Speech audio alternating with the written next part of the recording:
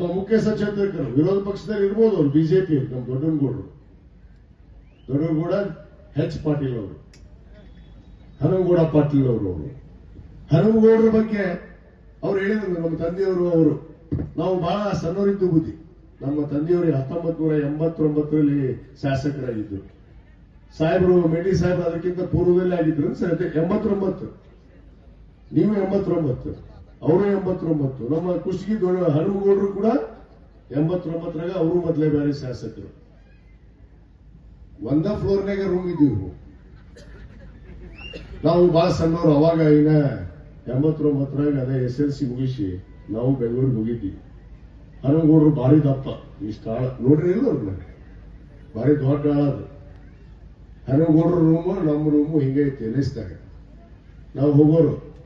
ಅವರು ಕಾಯಂ ಏನು ತಿನ್ಕೋತ ಕೂತಿರ್ತಿದ್ರು ಹನುಮಗೌಡರು. ಇದೀಗ ಶೇಂಗಾ ಬೆಲ್ಲ ಬಂದು ಅದಕ್ಕೆ ನೆನಪಾತ.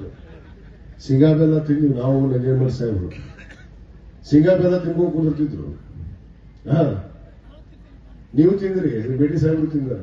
ಯಾಕಂದ್ರೆ ನಮ್ಮ ಗ್ರಾಮೀಣ ಮಾಡಿದಾಗ ಅದ ಎಲ್ಲ ಶೇಂಗಾ ಬೆಲ್ಲ ನಮಗ್ ಕೊಡ್ತಿದ್ರು ಅವರು.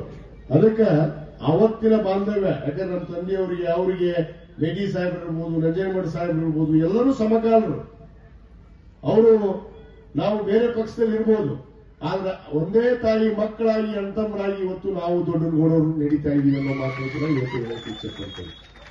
ಯಾಕಂದ್ರೆ ಅಷ್ಟೊಂದು ಪ್ರೀತಿ, ವಿಶ್ವಾಸ, ಆ ಸೋದರತ್ವನ ನಾನು ಕೆಲವರು ಅವ್ರ ತಾಲೂಕಿನಾಗ ಹೋಗ್ತೀನಿ. ನಾನು ಕಾಂಗ್ರೆಸ್ ಗೆದ್ದಿರ್ಬೋದು, ಅವ್ರು ಬಿಜೆಪಿ ಗೆದ್ದಿರ್ಬೋದು. ಸ್ನೇಹ ಸಂಬಂಧ ಬೇರೆ, ಪಕ್ಷ ಬೇರೆ. ಅದು ಪಕ್ಷ ಬಂದಾಗ ರಾಜಕೀಯ ಬಂದಾಗ ಐತಿ ಮತ್ತದು ಪಡೆದು ಐತೆ ಮತ್ತೈತೆ ಅನ್ನೋದು ಅಷ್ಟೇ. ಅದಕ್ಕೆ ಹೇಳ್ತಿದ್ದಿಲ್ಲ ಮತ್ತು ಬಂದೈತಿ, ಯಾರೋ ಮತ್ತು ಬಂದೈತಿ ನಮ್ಮ ಟಗರ್ ಅಂತೇಳಿ. ಬಂದೈತಿ ನಮ್ಮ ಟಗರ್ ಮತ್ತೆ ನಾವು ಹೇಳಿದ್ವಿ ಮತ್ತೆ ಬರುತ್ತೆ ನಮ್ಮ ಟಗರ್ ಅಂತೇಳಿ. ಇನ್ನಷ್ಟು ಅಪ್ಡೇಟ್ಗಳಿಗಾಗಿ ಫಾಲೋ ಮಾಡಿ ವಿಜಯ ಧ್ವನಿ ನ್ಯೂಸ್.